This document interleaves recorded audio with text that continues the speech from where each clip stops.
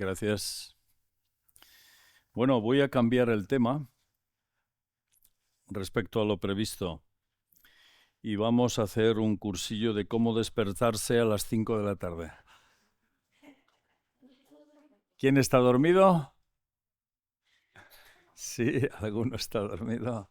Bueno, estamos creo que bien despiertos en estos momentos. Esta mañana no lo hice porque no habíais llegado todos, pero que sepáis que venimos desde Bilbao, ahí en el norte español, País Vasco, para los que os cuesta ubicaros, y servimos al Señor junto con Paquita, Paqui, allí está, mi esposa, desde hace estamos cumpliendo 43 años, ¿no?, de ministerio en este año. Y damos gracias al Señor por tantas cosas, aventuras, épocas de sufrimiento, de estrecheces, de gozo en el Señor, de victorias en el Evangelio. Bueno, ha sido un ministerio lleno de aventuras para, digamos, el avance del Evangelio. Hemos servido como evangelistas, pioneros, formadores de discípulos, maestros de la palabra. El Señor nos ha ayudado y bendecido con dones y con hermanos a lo largo de los años. Hemos servido a lo largo del territorio español, principalmente con la base en Bilbao, ¿vale? Tenemos 2 hijas, Abigail, casada con Cristian, y con 2 hijos ellos, Lucas y Lucía. Lucas 13 años y Lucía 8, para 9 ya. Ya son 2 chicos, ¿eh? Y si queréis ver fotos, Paqui os muestra fotos, ¿vale? Y también tenemos a Noemi, nuestra segunda hija, una preciosidad de mujer, y amando al Señor desde que era jovencita también, queriendo servirle, tiene multitud de dones y es una chica que sirve al Señor allá donde está. Ahora ha pasado 2 años y algo en Uganda. Ella es maestra, lleva viviendo en Londres desde hace como 12 años y desde ahí enviada por la iglesia de la que forma parte, la iglesia New River, una iglesia joven, pues fue enviada a Uganda a servir y levantar un ministerio, el ministerio Zoe, con mujeres maltratadas, desahuciadas. Aquello es penoso, es muy común, pero ha trabajado en este ministerio. Y ahora está en Londres intentando y procurando reenfocar el ministerio, ¿no? Está en esta transición. Damos gracias al Señor por la familia y por haberle servido juntos durante estos años, ¿vale? Así que agradecemos al Señor. No sé si quieres decir algo, Paqui, ¿algo más? ¿No? Bueno, pues os invito a que habléis con Paqui si queréis más detalles, ¿no?, sobre nuestro ministerio y nuestro tiempo. Estuvimos con vosotros en 2 ocasiones, pero fue en el siglo pasado, si no recuerdo mal, ¿no? Ya hacía años que no estábamos con vosotros, pero nos alegra. Ángel me ha puesto al día y me ha dicho que habéis seguido teniendo encuentros cada año y habéis tenido a consiervos, hermanos muy majos y sirviendo al Señor, que os han visitado y os han sido de mucha bendición y nos alegra enormemente, ¿no?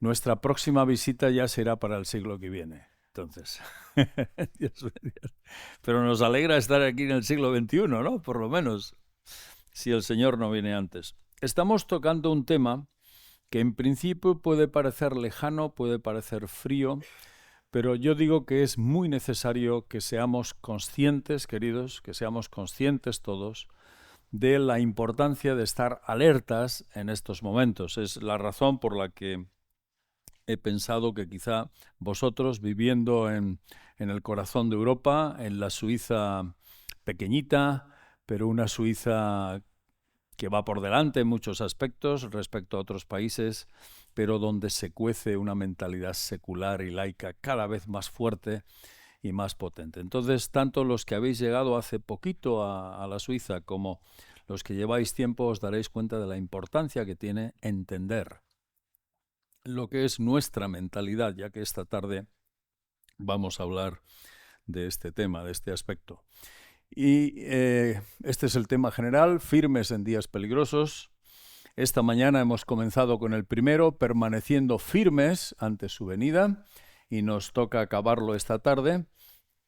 Y a continuación veremos como un racimo las pautas que la Escritura nos da para caminar en esa firmeza. Ya hemos visto algunas esta mañana, sobre todo las íntimas y personales con el Señor, Salmo 103. Esta tarde veremos otra en Romanos 12. Y veremos, según la enseñanza de Santiago 4, cómo nos toca someternos a Dios, resistir al diablo, para que Él huya de nosotros. Vamos a la siguiente, por favor. Esta mañana nos hemos centrado viendo la anterior, por favor. Eso es. Esta primera parte tiene 3 aspectos, como dije esta mañana: los últimos días o postreros días, los tiempos peligrosos y el carácter predominante en estos últimos días. Esta mañana hemos intentado ver los parámetros principales de los últimos días. Vamos a la siguiente. Y hemos dicho que hay 4 parámetros principales que las Escrituras nos enseñan de sucesos que han de ocurrir aquí, en la tierra, donde estamos. Sucesos en el cielo, sucesos relacionados con la escatología venidera y que ocurren a nivel de juicios y demás, pues hay muchos más, pero estos son los principales, ¿verdad? Uno es que los hijos de Dios, aquellos nacidos de nuevo por el Espíritu Santo, van a ser llevados por su Señor para ser librados de esa ira venidera de la que hablan las Escrituras y que tiene que ver con esos días últimos o postreros. Un elemento importante es entender esto. No se habla mucho de esto, de la apostasía. Y dije esta mañana que la apostasía tiene que ver con lo que la reacción del hombre, sabiendo de Dios y rechazando a Dios, yéndose al otro extremo, ¿vale? Ese es el término apóstata, es dejar algo que se conoce, abandonarlo, rechazarlo, irse al otro extremo. Esa es la idea. Y lo vimos esta mañana. Vamos a incidir ahora para que entendamos todos un poco más en cómo estamos viviendo. El profetizado resurgir de Israel es el tercer parámetro que tiene que ver con esos últimos días. Israel ocupa un lugar muy especial, porque Israel va a ser restituido, de acuerdo a las profecías, y va a ocupar su lugar, aunque evidentemente se arrepentirán en último extremo, cuando ya no les quede otra. Y según las profecías, mirarán a aquel al que llevaron a la cruz. Esa cuenta pendiente la tiene Dios con su pueblo histórico, porque fue su pueblo, gente de su pueblo, los que llevaron al Mesías a la cruz. Y eso es el drama más triste de la historia. Y Dios tiene una cuenta pendiente de restauración, no de todos, sino de los que se arrepientan. Tristemente, después de un juicio fortísimo y de unas pruebas increíbles según las profecías. De hecho, Israel como pueblo, muchos se han arrepentido y se han convertido al Señor, formando parte de la Iglesia en estos siglos. Pero Israel como pueblo lleva las marcas de haber llevado al Mesías a la cruz y viven bajo una prueba constante y permanente allá donde están. Y el Señor ha permitido que no olviden como pueblo lo que hicieron con el Salvador que les fue enviado, ¿no? Y será peor en los días finales, pero aún así Dios tendrá misericordia y restaurará un remanente que mirarán a Él. Eso es lo que el apóstol Pablo dice: en cierto momento todo Israel será salvo. Ese es el significado que vemos en Romanos 11, que vimos esta mañana. Y finalmente el día del Señor será una sorpresa para nuestro mundo, pero nosotros no estamos en tinieblas, dice la Escritura. Estamos bajo la luz del Evangelio, por tanto, no debe ser para nosotros la vuelta del Señor como ese ladrón que llega en la noche, ¿no? Y que sorprende a los de la casa. No estamos en tinieblas, sino hemos conocido al Señor. Vamos a la siguiente, por favor.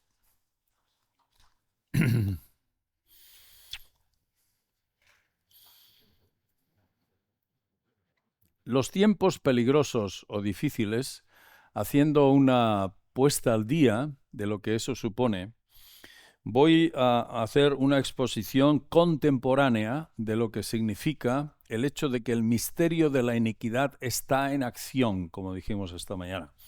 Y voy a hacer un análisis, atención los jóvenes, un análisis desde la ética, un análisis desde la filosofía y un análisis desde la moralidad, para que entendamos bien los días en los que vivimos y cómo las profecías no están por casualidad.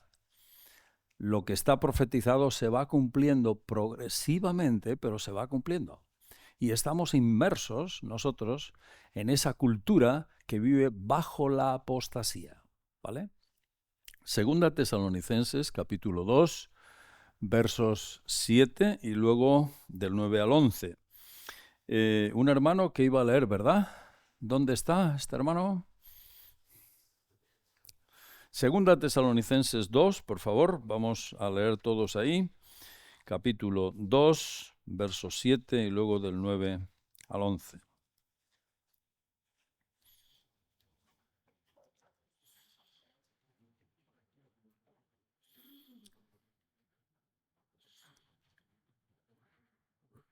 Verso 7 dice, porque ya está en acción el misterio de la iniquidad, solo que hay quien al presente lo detiene, hasta que él a su vez sea quitado del medio. 9 al 11, sí.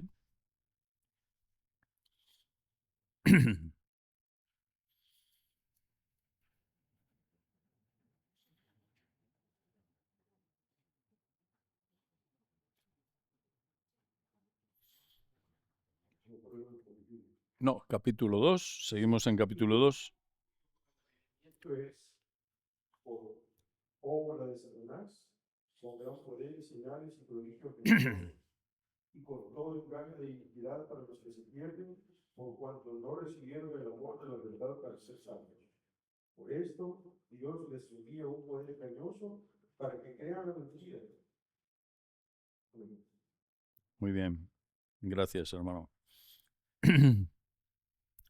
Recordando lo que vimos esta mañana, decíamos en verso 7, segunda Tesalonicenses 2, 7, que el apóstol anunciaba que el misterio de la maldad, cuyo manifestador principal o líder principal será ese hombre de pecado, está detenida la revelación de este inicuo que hará la obra anticristo, pero mientras tanto la iniquidad y la maldad está en acción, está en aumento. Y el diablo lo sabe. El diablo es un ángel. El diablo sabe cómo ha de aumentar la maldad y cómo ha de enardecer a los hombres justo antes de la venida de Cristo. Y cada vez esa maldad va en aumento, un aumento progresivo y además múltiple, y cada vez es más confuso y difícil de discernir. Pero está en acción, verso 7. Y además nos dice aquí que este inicuo tiene detrás una autoridad, verso 9, que proviene directamente del diablo. Él tiene la capacidad de poderes, señales y prodigios mentirosos. Es decir, los hombres serán sujetos cada vez más a la mentira, a los prodigios y a las señales en el supuesto nombre de Dios, pero que en realidad será todo lo contrario, ¿no? Ahora, el efecto de eso lo van a sufrir, verso 10, si me seguís, lo van a sufrir aquellos que no reciben el amor de la verdad para ser salvos. Es decir, aquellos que sabiendo del Evangelio, escuchando el Evangelio, lo rechazan. Estas personas van a sufrir en sus carnes los juicios de Dios sobre la tierra y además el efecto sobre todo del poder del pecado y del maligno en sus vidas. Verso 11, el apóstol llega a decir: por esto Dios les envía un poder engañoso para que crean la mentira. Y es muy triste que en el verso 11 diga la Escritura que Dios les envía un poder engañoso. O sea, Dios. El lenguaje es muy similar al que usa Pablo cuando escribe a los romanos, ¿recordáis, no? Que los hombres, teniendo la revelación natural, teniendo la revelación en sus conciencias, aún así rechazan esa evidencia. Y entonces dice la Escritura, el apóstol Pablo escribe a los Romanos, capítulo 1, que Dios, ¿quién se acuerda? ¿Qué hace Dios? Dios les lleva y permite que caigan en determinados tipos de pecados y de conductas. Y no es que Dios lo quiera, pero Dios lo permite. Es como hay otras expresiones similares cuando en la Escritura se dice que Dios endureció el corazón de, ¿quién se acuerda? De Faraón. Es para que entendamos que cuando alguien se resiste a Dios, se expone a ser endurecido sin remedio. ¿Dios quiso que los egipcios se arrepintieran? Sí. ¿Se lo ofreció muchas veces a través de Moisés? Sí. ¿Pero qué hacían ellos? Reaccionaban con mentira, decían que sí, pero luego era que no. Y como de Dios nadie se burla, pues finalmente quedaron atrapados bajo su propia mentira. Es decir, Dios permite, pero antes da la oportunidad de arrepentimiento. De tal manera que ningún hombre de ninguna generación ni de ninguna cultura podrá culpar a Dios de haberse quedado en la ignorancia o con la falta de arrepentimiento. Dios siempre da la oportunidad. Somos nosotros los que reaccionamos rechazando. Ahora, estoy explicando esto, queridos, porque el creer la mentira ha sido y está siendo la característica de los tiempos de apostasía. Y estamos instalados en ellos. Y aquí he dividido la apostasía en apostasía civil y apostasía religiosa. Y los hombres cada vez más y más están creyendo la mentira. ¿En qué consiste la apostasía civil? La apostasía civil supone que la alegalidad, no la ilegalidad, sino la alegalidad y la amoralidad han aumentado en extremo en los últimos años. ¿Entendéis la diferencia entre ilegalidad y alegalidad, no? La ilegalidad es ir contra la ley. La alegalidad es entender que no hay ley. La inmoralidad es ir contra lo que entendemos que son los conceptos éticos o morales. La amoralidad es entender que no debe haber. Y estamos en esta situación. Estamos en esta cultura. Una cultura donde ya juristas y algunos escritores están diciendo desde hace años en Europa que no hacen falta parámetros morales. Eso ya nos lo están diciendo. Los jóvenes que estudiáis, si estáis en la universidad o en los institutos, ya se está queriendo establecer como una norma que no hacen falta parámetros morales. No hace falta un código ético para vivir. De hecho, algunos filósofos franceses vienen escribiendo desde hace años, entre ellos Lipovetsky, uno de ellos, muy famoso, que los códigos éticos legales o morales de siglos no son necesarios porque el hombre ha superado ya ese estándar. El hombre ya es mayor de edad, ya no es un niño. En suma, no se necesitan parámetros dictados a los hombres. Esto se está enseñando desde hace tiempo en las universidades. En sociología, en ética, en filosofía.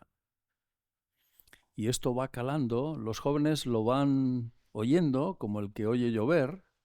Parece que oyen lo mismo, pero no oyen lo mismo, están oyendo otra cosa. Y los jóvenes corren el riesgo de que les ocurra lo que le ocurre a las ranas. ¿Sabéis ese ejemplo que se usa con los jóvenes, ¿no? Con los jovencitos? Que tú pones una rana en una sartén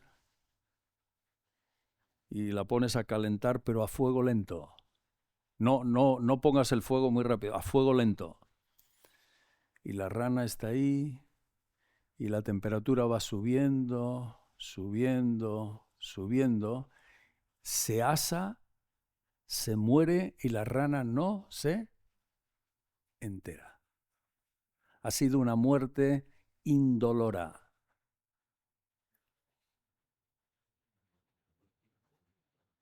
Esa es la filosofía de la apostasía.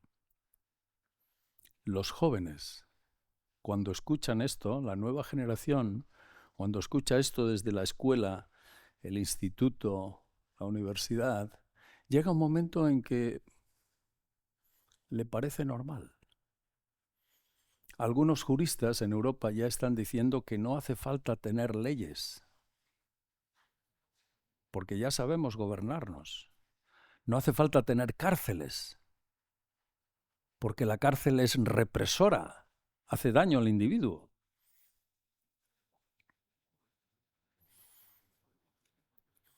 Y la última ola de la alegalidad y de la amoralidad es el nuevo marxismo que está surgiendo.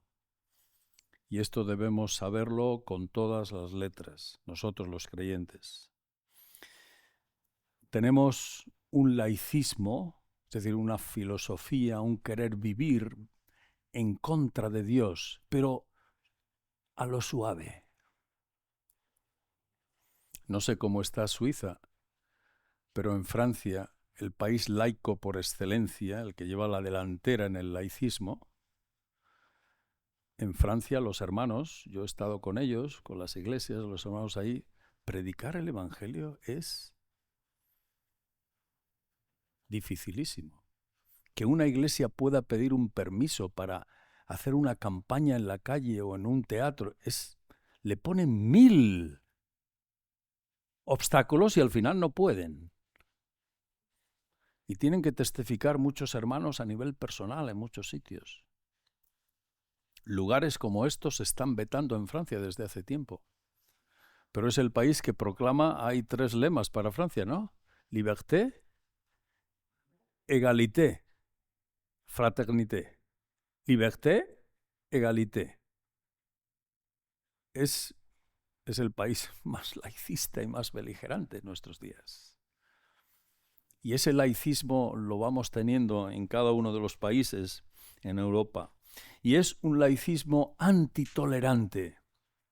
Yo recuerdo hace años, hace 30 años, 40 años, que se hablaba mucho de la tolerancia, de permitir que el otro piense y manifieste sus ideas, sus propósitos. Pero hoy el laicismo ya ha llegado al momento en que se ha convertido en antitolerante. No. Si tú eres diferente, no se te va a permitir. Estamos cada vez más en un ambiente y una actitud antitolerante. Y este laicismo está promovido por una mentalidad marxista. Y me explico. El marxismo de Marx y Engels, que ha hecho tanto daño a los pueblos en el siglo XX y han muerto millones y millones de personas debido al marxismo aplicado a la política del comunismo.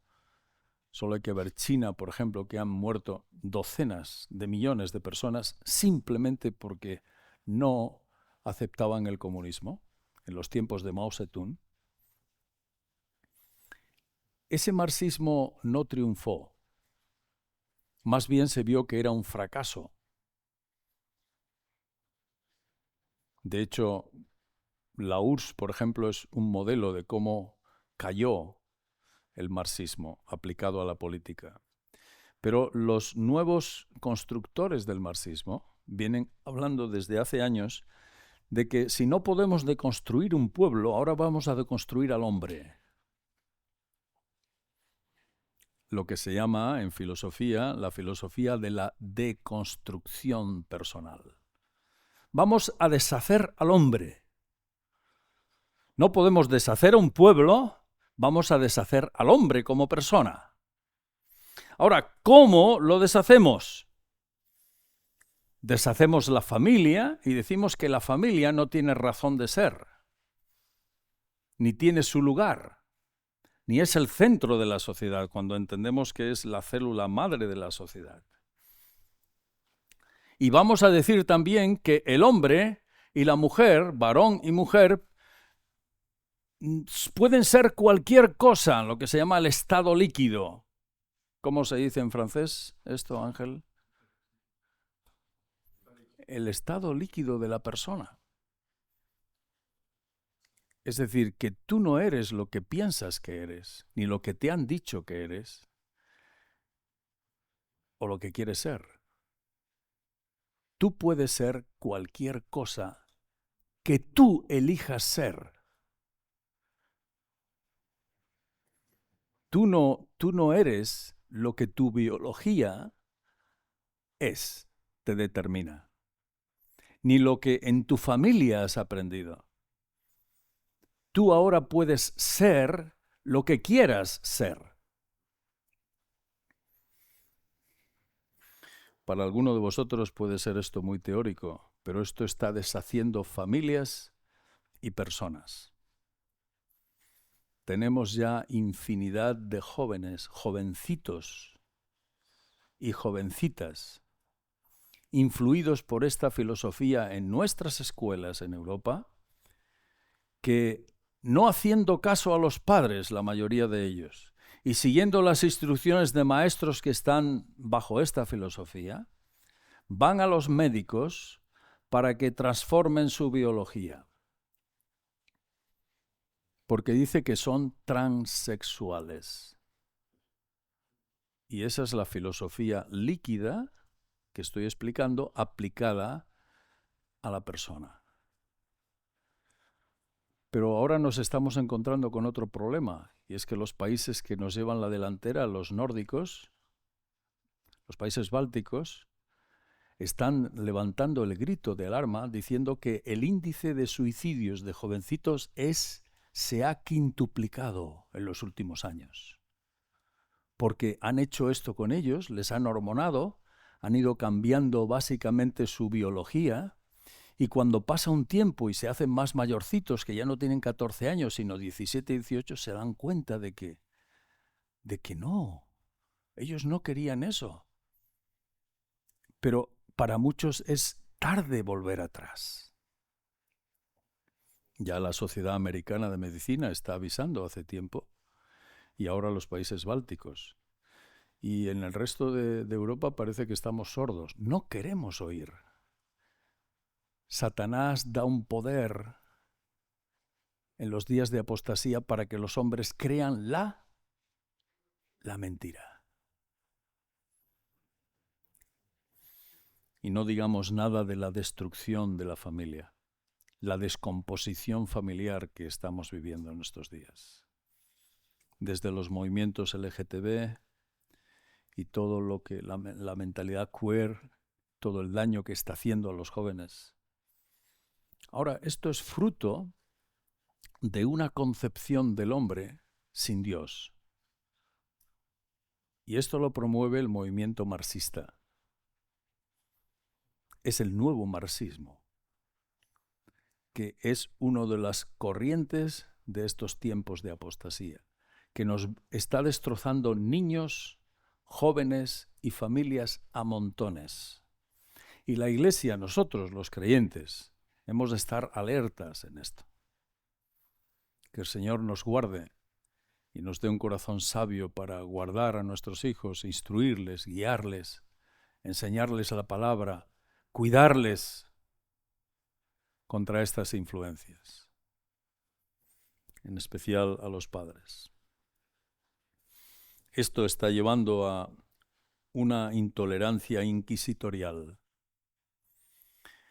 Yo creo, conociendo un poco la historia de nuestra Europa, que estamos bajo un régimen inquisitorial a nivel de ideas. Solo pensando en España, en los últimos 20 años, el nivel inquisitorial ha subido de una forma increíble. Tanto en la educación, en la medicina, en la política. El que es contrario a mí, que diverge de mí, es mi enemigo. No lo puedo ver, lo sentencio. Y esto hace unos años no existía. Y esto es fruto de la intolerancia inquisitorial a nivel de ideas. Y esto se aplica a la escuela, se aplica a la educación, se aplica al trabajo, se aplica a muchos campos en la vida, ¿verdad? Por tanto, si la legalidad no hace falta, generamos una alegalidad. Familia normal, ¿cuál es la familia normal? La que tú quieras. Padre y madre, no, eso ya pasó a la historia, eso en el baúl de los recuerdos. Lo que tú quieras. Si te quieres casar con un gato, pues ya formas una familia. Sí, nos reímos, pero es así. Las últimas leyes en España, que además España se las da de que quiere ir en primer lugar en estas idioteces amorales, pues tú puedes formar una familia con un gato y la inscribes y es tu familia. Lo que se llama unidad convivencial, que no tienen que ser personas. Increíble. ¿Hubiéramos pensado eso hace 30 años? Ahora, esto significa, y hemos de entender bien el pensamiento de nuestros días, los chicos, por favor, los jóvenes, esto es deconstruir, deshacer al hombre. Una filosofía que no contempla la existencia de Dios y el hecho de que somos creados por Dios, diseñados por Dios. El diseño divino se pone aparte, digamos, las evidencias que tenemos también, lo científico también. En el Parlamento español, antes de hacer estas leyes de nueva familia,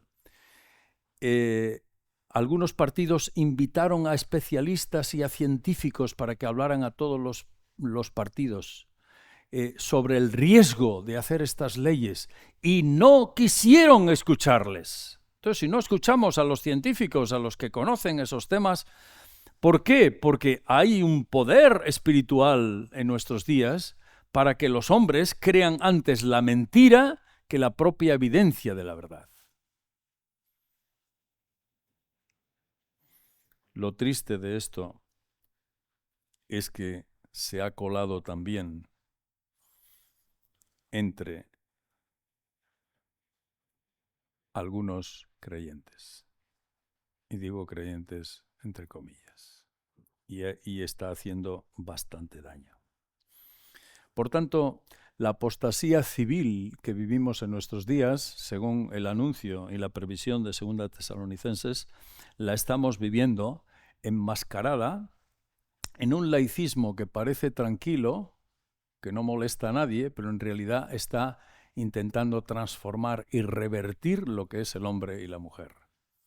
Y esto es muy peligroso, porque los hombres y las mujeres hemos sido creados a imagen de Dios, diseñados por el Señor.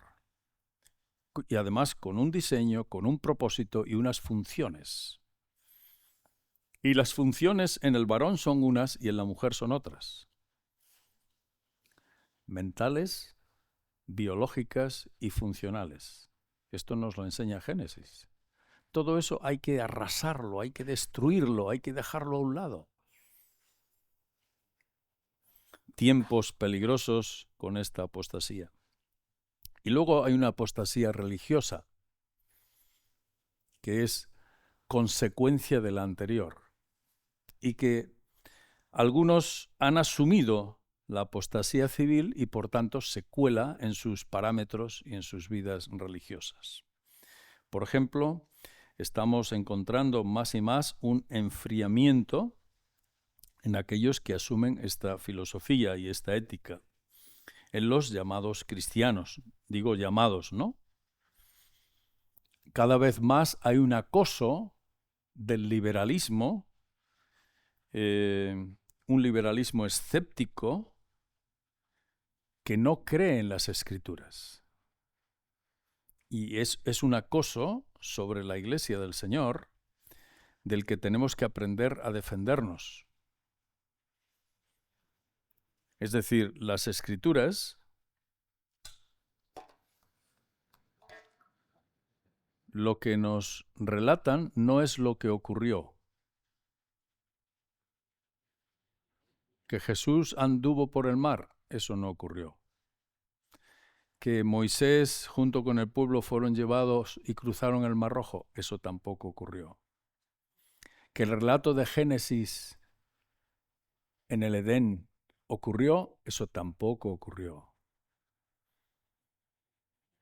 La caída del hombre en el Edén después que desobedecieron a Dios fue una realidad, eso no fue una realidad. Eso es un relato mitológico que el escritor de Génesis, en su momento, que vete a saber quién es, en la teología liberal hablan de por lo menos 5 o 10 autores del Pentateuco, pues entonces ellos lo introdujeron como un cuento, un mito, para que nosotros lo asumamos. Pero esto no ocurrió en realidad.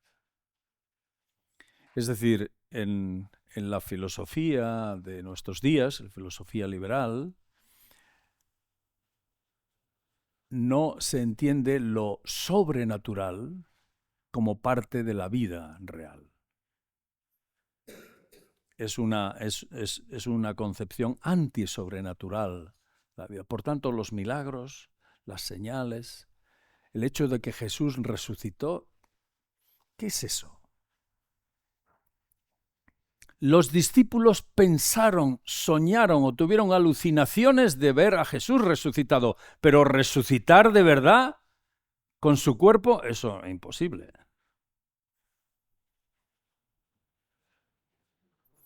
Lo estoy poniendo muy duro, pero es mejor que lo oigáis aquí a que lo oigamos fuera, ¿no?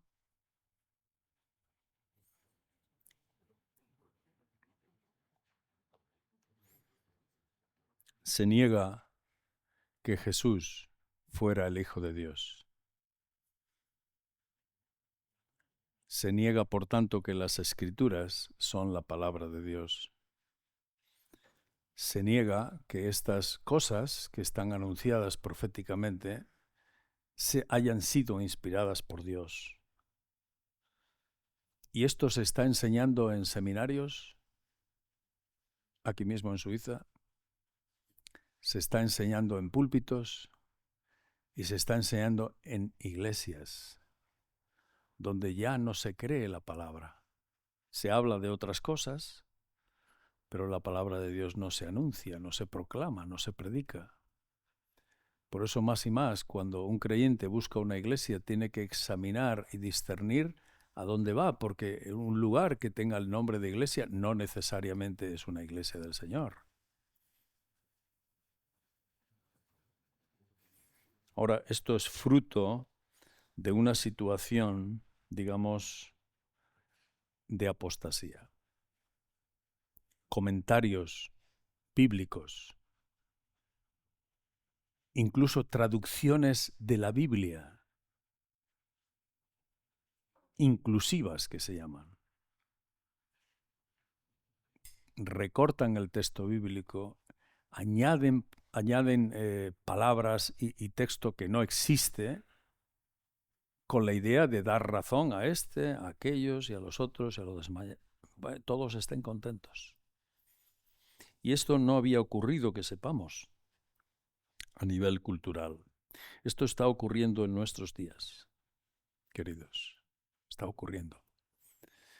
Además, el estar instalados en los tiempos peligrosos y difíciles hace avanzar dos cosas: la supremacía progresiva ante Dios y la agresión contra la vida piadosa.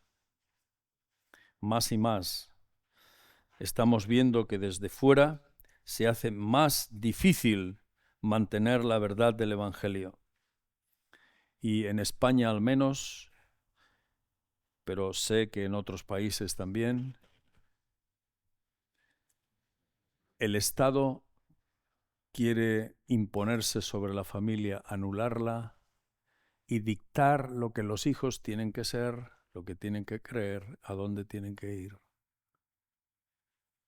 Es decir, más y más hay una supremacía antidios ejerciéndola sobre la familia. Y en segundo lugar, una señal de que estamos instalados es que la agresión contra la vida piadosa va increciendo. No se valora la vida piadosa y por tanto se desecha. En ambientes culturales y religiosos. Todo eso nos tiene que hacer despabilar. Nos tiene que hacer pensar dónde estamos. Y nos tiene que recordar que el mandato de la Escritura es que permanezcamos firmes sin fluctuar en la esperanza que hemos creído. ¿Recordáis Hebreos 10? Y tanto más cuanto veis que aquel día se acerca. Es decir, ya la Escritura nos enfoca al hecho de que cuanto más cerca esté la venida del Señor, más difícil va a ser perseverar. La Escritura nos avisa. Simplemente he hecho un resumen, espero que no te hayas dormido, un resumen descriptivo de cómo está la filosofía, la ética y la moral en nuestros días, al menos en Europa, ¿no? Ahora hay una manera de discernir y de resistir esa filosofía. Vamos a ir a Romanos 12 un momento, por favor, y leemos ahí. Romanos 12.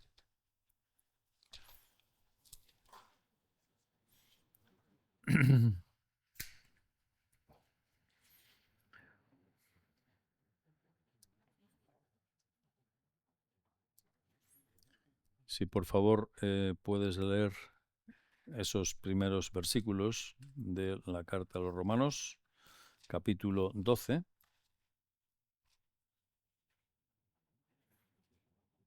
Romanos 12, del 1 hasta el 2.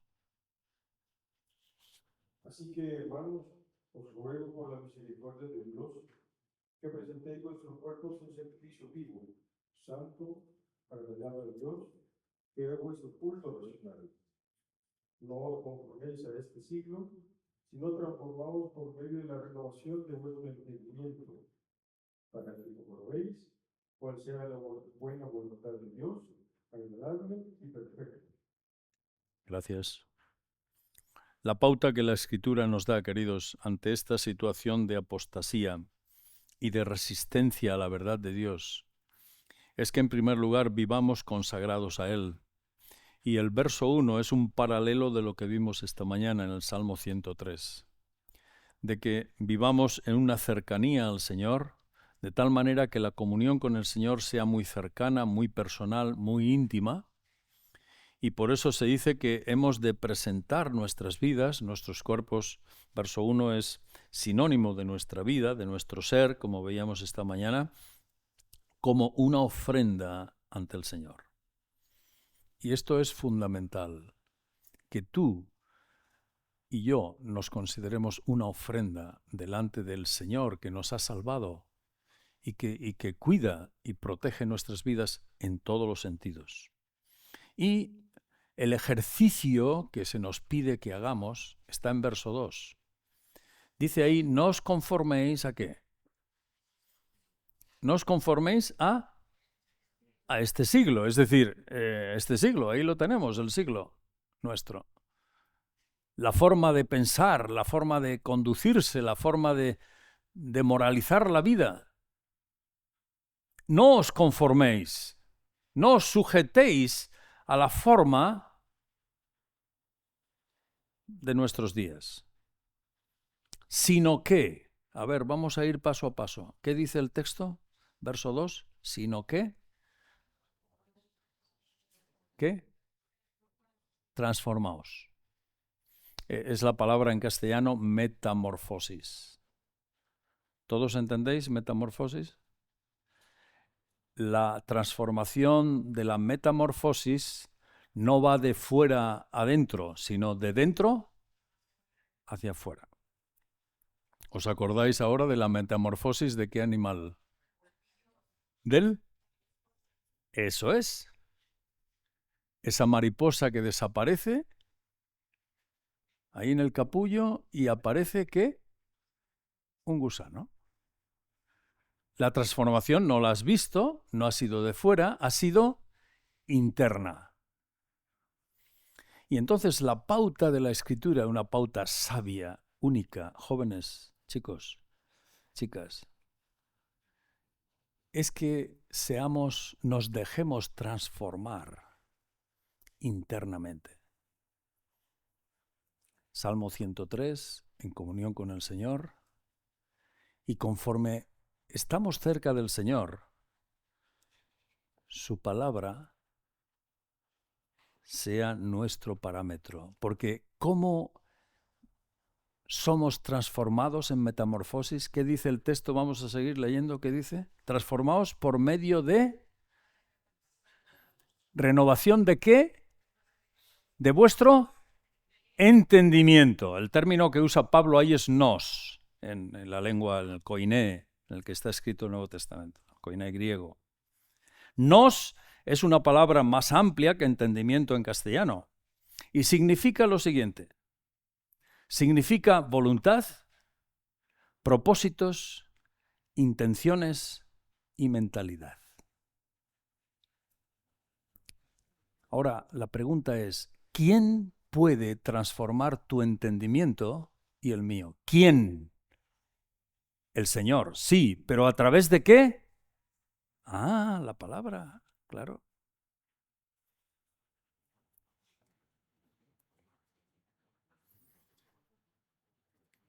Es precioso, este es un milagro del cielo. Pero Jesús, os recuerdo, Juan 17, cuando el Señor Jesús está orando en Getsemaní, antes de ir a la cruz, lo que Él confiesa al Padre en oración es que había dado a sus discípulos, ¿qué les había dado? La palabra. Los había formado en la palabra. Tu palabra es verdad. Santifícalos en... Exactamente. Cuando algunos quisieron seguir al Señor y querían seguirle y tal, Juan capítulo 8, Él dice a ellos, si permaneciereis en mis palabras, seréis verdaderamente mis discípulos y conoceréis la verdad, y la verdad os hará libres. ¿Libres de qué? ¿De qué? ¿De qué? De cualquier tipo de mentira, como estamos viendo aquí. Entonces, la vacuna del cielo es la palabra. Tú y yo somos llamados a renovar nuestro entendimiento con la palabra.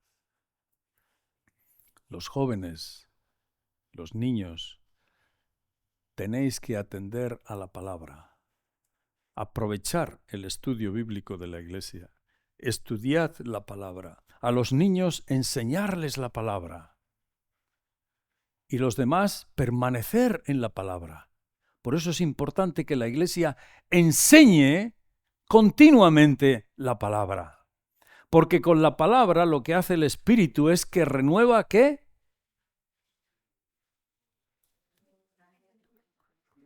Esto. Si esto lo renuevas, ¿cuál es el resultado? ¿Qué dice Romanos? ¿Qué dice el verso 2? ¿Qué dice? ¿Qué dice el verso 2? ¿Para qué? ¿Para qué? Comprobéis. Es decir, si tú y yo no renovamos esto, con la palabra no comprobarás, no verás, no sabrás.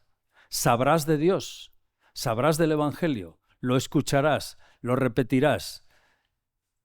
Pasará tiempo, pero si no quieres renovar tu mente y prefieres que la filosofía de nuestros días renueve tu mente, entonces puedes ser un cristiano derrotado. Porque lo que hace la palabra es que renueva tu mente. Y entonces tú compruebas, ¿qué es lo que compruebas, Sergio? ¿Qué compruebas? ¿Qué compruebas, Diego? ¿Qué compruebas? Dímelo. Comprobaréis que la buena, ¿te acuerdas? Verso 2. A ver, vamos a leerlo, vamos a abrir la Biblia y lo leemos en voz alta todos, ¿vale? Para recordarlo, igual no nos acordamos ahora, ¿vale? Verso 2. No os conforméis a este siglo, sino transformaos por medio... A ver, ¿podemos leer? No os conforméis a este siglo, sino transformaos por medio de la renovación de vuestro, para que comprobéis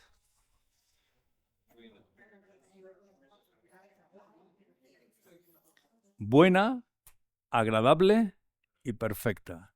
¿Tú quieres que Dios te bendiga? Sí. ¿Tú quieres que en tu vida haya fruto? Sí.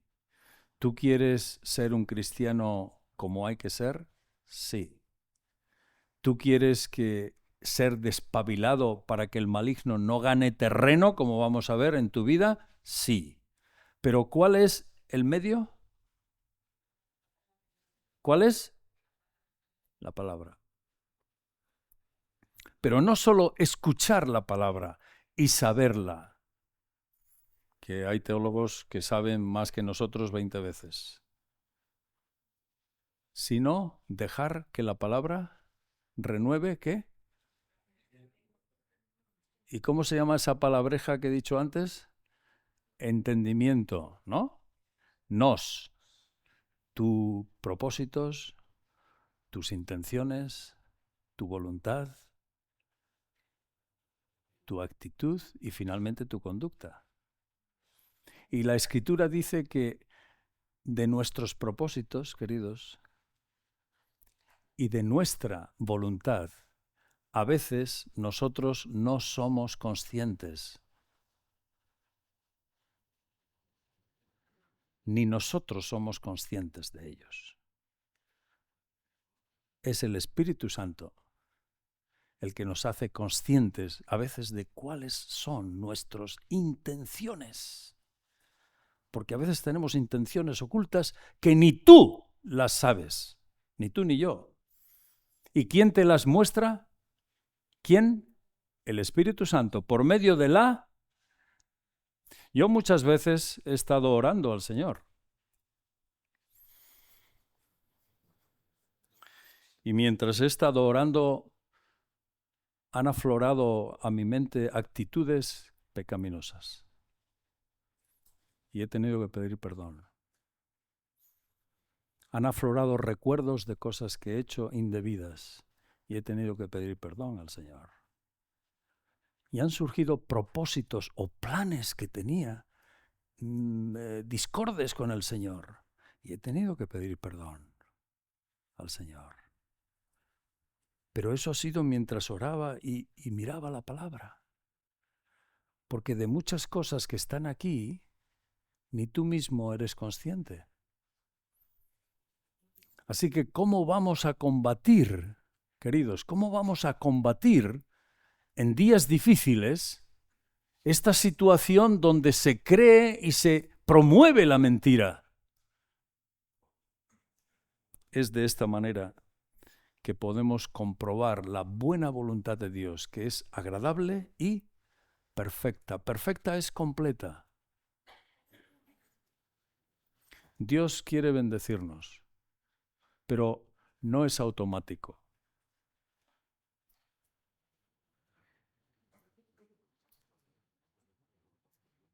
No es automático. No sirve con pensar, bueno, soy hijo de Dios, pues ya Dios se ocupa de mí. Sí, claro que sí. Pero tenemos que activar nuestra parte y dejar que el Espíritu Santo nos renueve, nos formatee.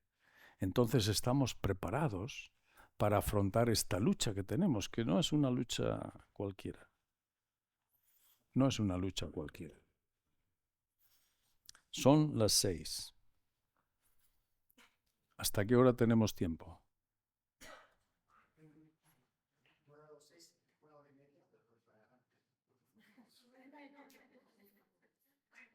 ¿Quién está dormido? Que levante la mano. El cocinero. Bueno, os voy a pedir un ejercicio esta tarde y podéis hacerlo en grupitos, ¿vale? Porque vamos a la siguiente, por favor.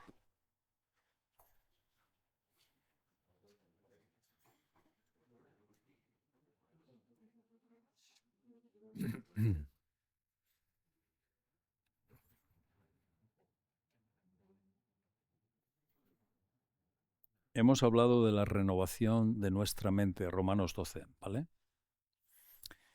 Y hay otra pauta preciosa que el apóstol Pablo dio a su discípulo Timoteo acerca de cómo afrontar la cultura antidios. Aquellos días una cultura griega que no tenía en cuenta a Dios para nada, más bien era una cultura multidioses, ¿vale?